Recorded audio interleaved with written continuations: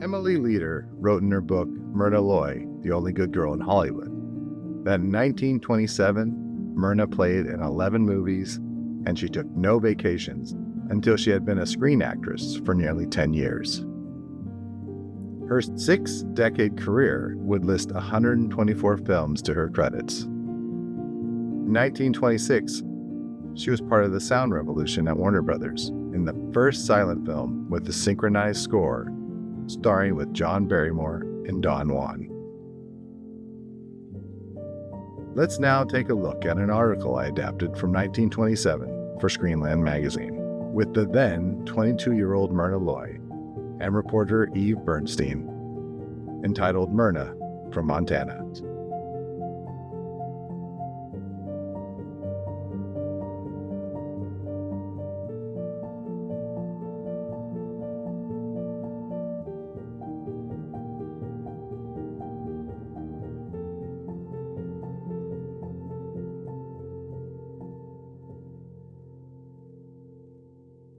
Myrna Loy finds that to get the attention in Hollywood, it is best to be pretty in a different way than if you got the goods.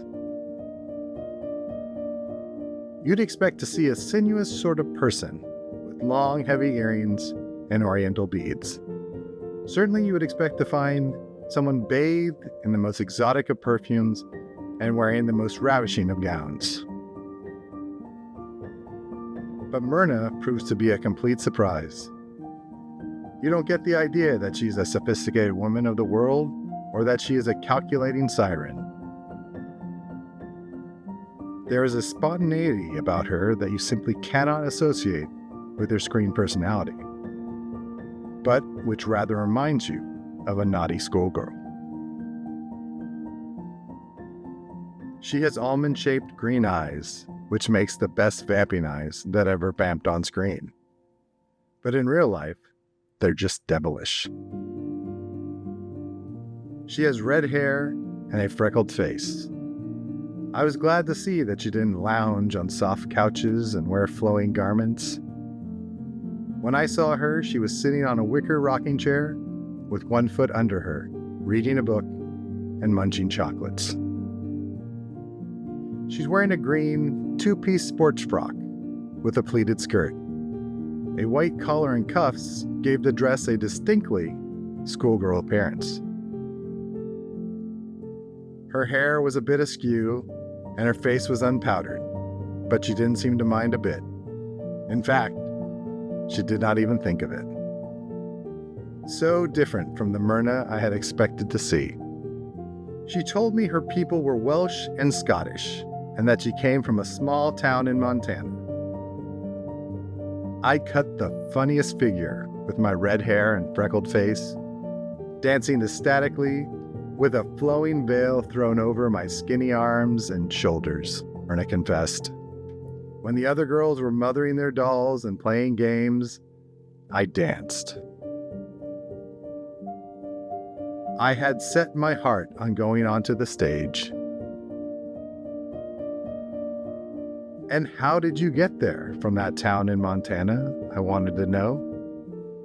Well, we moved to Los Angeles, where I studied dancing first with a teacher from India, and then with Ruth St. Denis. After that, things happened pretty quickly. I worked as a sculptor's model for a time, and then was given a part in Sid Grauman's ballet for The Thief of Baghdad. I knew what happened after that.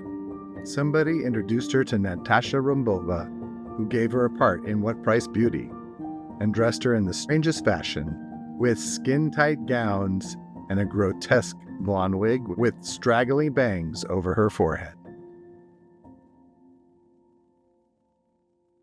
Then, Warner Brothers, seeing that she photographed so excellently, put her under contract. And suddenly, the Myrna of the freckled face and red hair became something she had never even thought about. An exotic-eyed Asian-looking vamp who has it all over the Theta Bara and Nita Naldi type. One would wonder if her ancestors were Chinese or Egyptian. She is submerged in a flood of fan letters asking her for the secret of her origin. The fans would need to see her in real life only to know the truth. There is a charming directness about her speech that immediately brands her as a practical, ambitious young girl who knows what she's talking about and won't stand for any monkey business from anyone. Contrary to the luxurious atmosphere she creates on screen, there is not the slightest suggestion of languor about her. When you talk to her, she speaks rather quickly and very vivaciously. Her almond-shaped eyes that are so mysterious on the screen sparkle with delightful innocence. You would be surprised too about the way she dresses her hair. On the screen, she often wears straight blonde wigs with strangely cut bangs over her forehead. But off the screen, her own, which is naturally wavy, is bobbed in a very conservative fashion, with her ears not showing in the least bit. She doesn't wear earrings or elaborate bracelets or necklaces, as she usually does in the pictures, and she does not like heavy exotic perfume as her characters.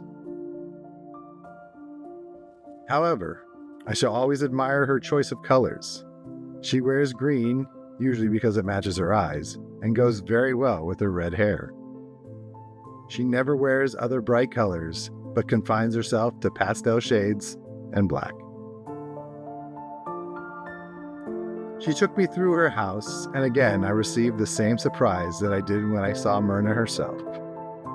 Her bedroom is furnished simply in early American furniture, with colorful hook rugs and ruffled tie-back curtains in soft yellow, and the walls are decorated with charming watercolors. She has no chaise lounge in her room.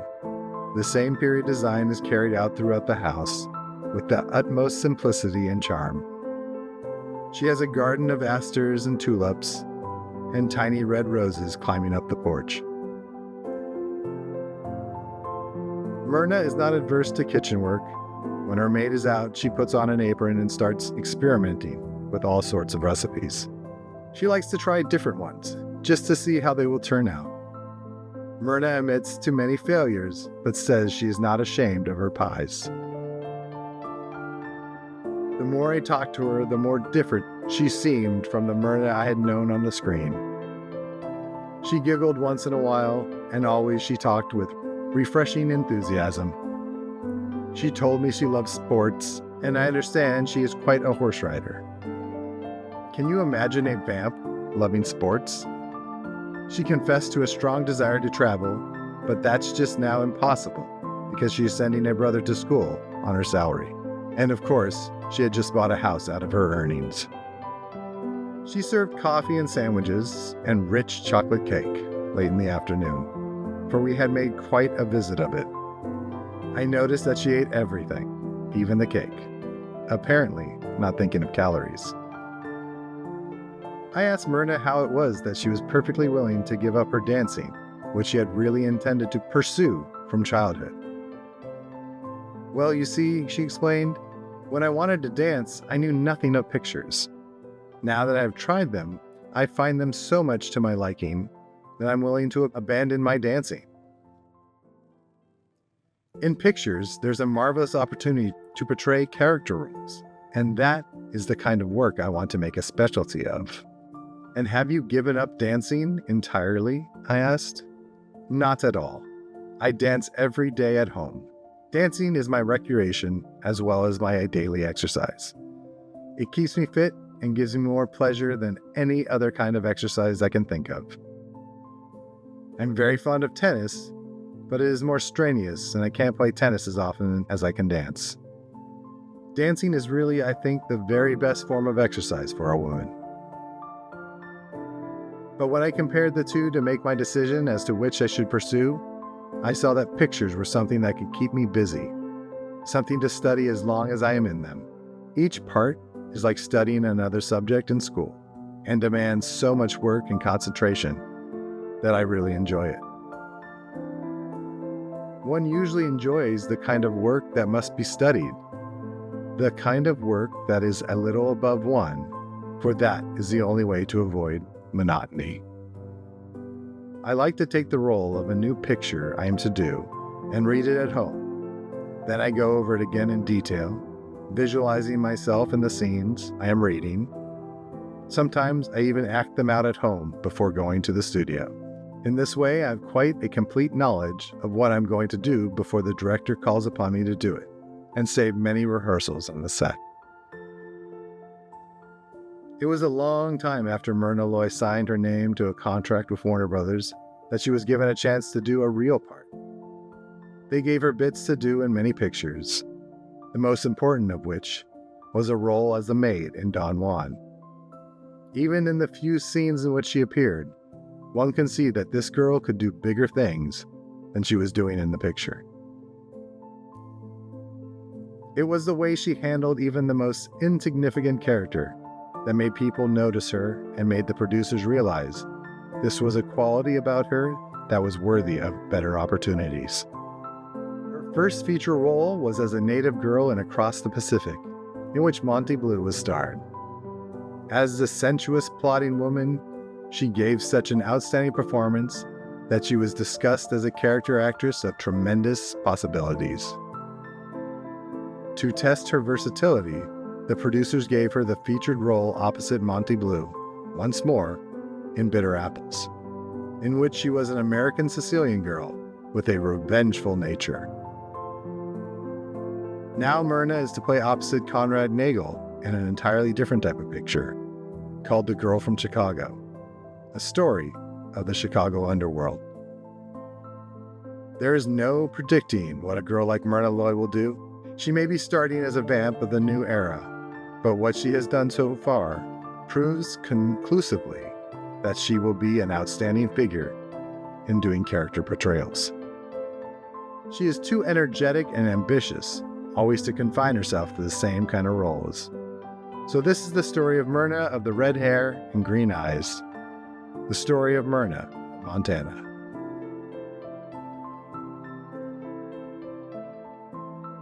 By 1931, she would sign with MGM and eventually a box office smash as Nora Charles in the Thin Man series. As author Tony Slide calls her, everyone's image of a proud, understanding middle-class wife in the 1940s and beyond. For NTR's Hauntings and Tragedies, I am Michael Jason Francis. This has been Profiles in Hollywood.